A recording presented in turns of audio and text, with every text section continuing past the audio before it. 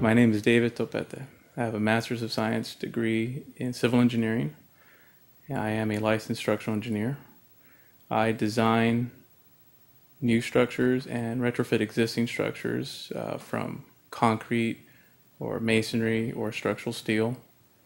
And currently I am doing the structural design for an 11-story mid-rise office building here in San Francisco. Once Tower 7 collapsed, hours after the fact, after the initial events happened, it just seemed very suspicious. It just spontaneously collapsed. It happened so quickly. There's eyewitness accounts of hearing explosions and just seeing the video of how it came down. It just seemed very suspicious, and I came across the website of architects, engineers for 911Truth, and I reviewed the information that was presented on there. I looked at, there was apparently blueprints, for example, the construction drawings from towers 1 and 2 that were available, the structural drawings, and there was just a lot of information relative to the incidents and to the collapses relative to towers 1 and 2. I noticed that there was a petition that you can sign on, and I reviewed a lot of the names that were on there. A lot of people from academia, a lot of professors, a lot of architects, a lot of structural engineers, chemical engineers, physicists. So there was quite a bit in my perspective, quite a bit of people that were technically, I would say, more technically competent of reviewing the information that was available and kind of saying, hey, this doesn't quite seem right. Once the official report came out, I still have some doubts as to the credibility, the official answers that were given. World Trade Center 7 was 47 stories. From what I recall, it collapsed later in the afternoon. And again, there was no plane. In reviewing the video of from different angles of how the building collapsed, just the physical nature of it, how it actually collapsed, how it kind of imploded upon itself or fell upon itself. It didn't topple over and hit another of the adjacent buildings. It kind of just seemed to fall straight down on its own. And again, in reviewing the some of the eyewitness accounts, people hearing what sounded like explosions and things like that. Again, it didn't seem very didn't seem plausible for any other type of cause for such an event.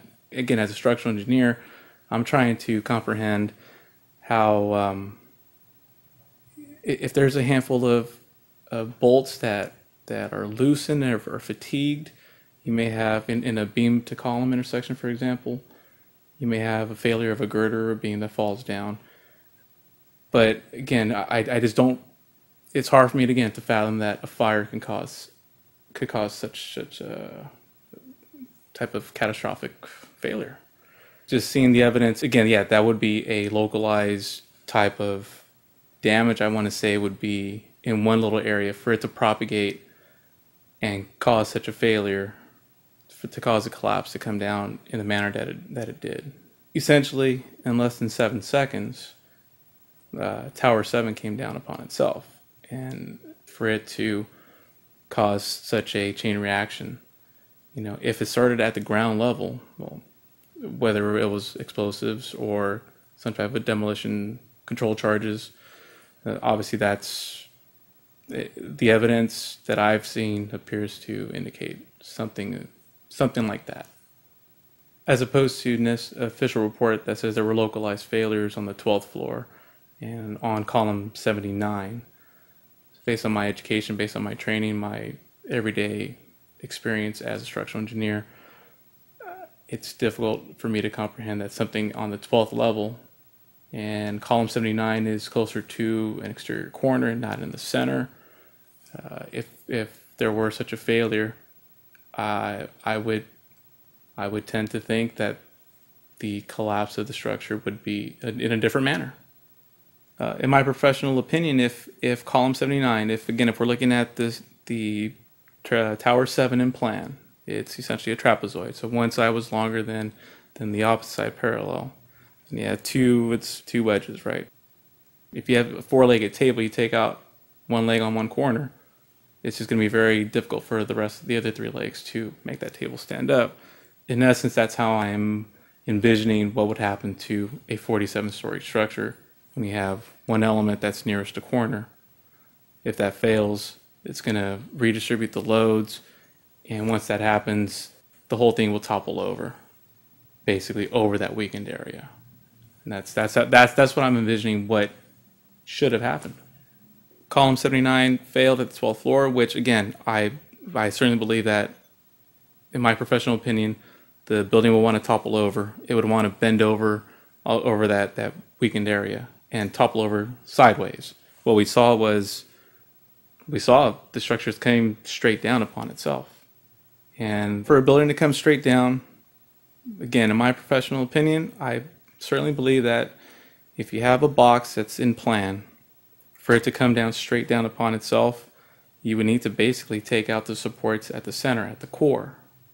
You take out those supports at the center, eventually, when you look at the structural system, the floor is supported by the beams, supported by the girders, supported by the columns.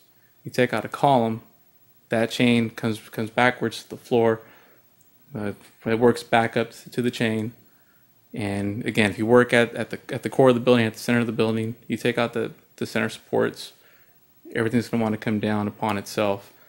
In my professional opinion, in my experience, for World Trade Center 7 to collapse straight down upon itself, as video indicates, as everything that we've witnessed, the supports at the center essentially all had to be taken out at once.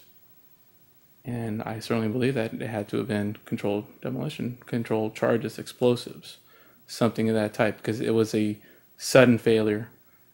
The columns towards the base are going to be incredibly heavy.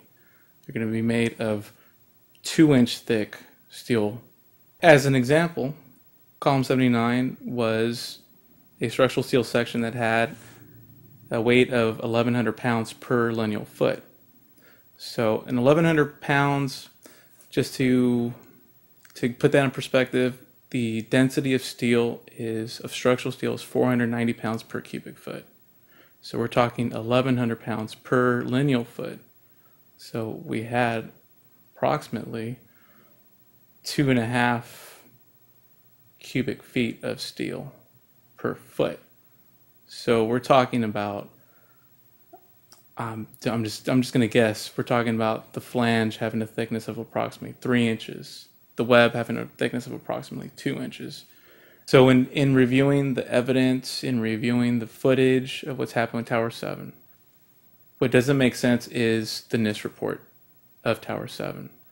In my opinion, it's very difficult to comprehend that the NIST report would bypass and would omit and would strike out some other evidence that has been found. We need to have a new investigation into the failures of Towers 1, 2, and 7. And I think we need to have an investigation of NIST themselves. I believe that the reports that came out are not true. I believe there's a lot of information that was omitted, blatantly or otherwise.